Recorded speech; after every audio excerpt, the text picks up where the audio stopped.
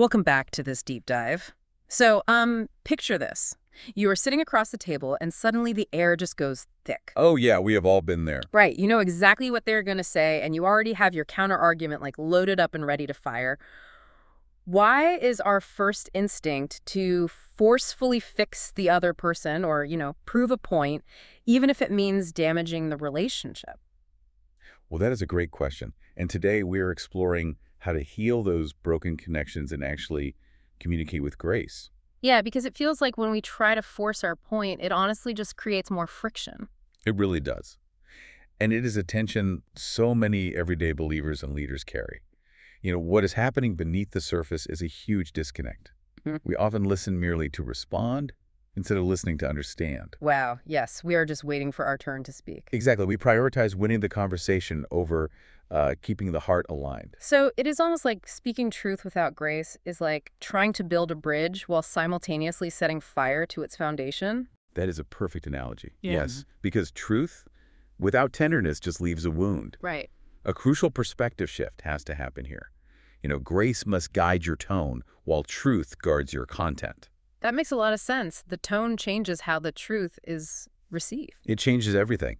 And this is heavily grounded in Scripture, like James 1:19, which reminds us to be quick to listen and slow to speak. Quick to listen, slow to speak. It sounds simple, but in practice, not so much. No, it is incredibly difficult in the moment. Let us ground this in a relatable real-life example. So say you are sitting in a really tense team meeting or like a strained family conversation.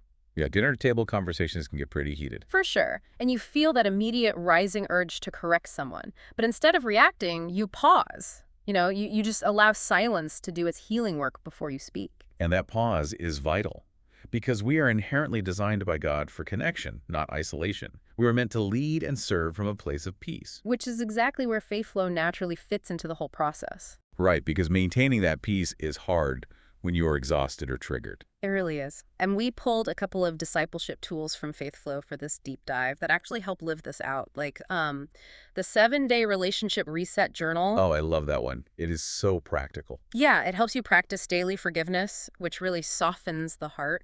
And then there's also Words That Lift, which is this great faith-based guided resource focused on using language to heal rather than harm. Those are fantastic tools. And, for anyone listening who feels overwhelmed by a strained relationship, I want to reassure you.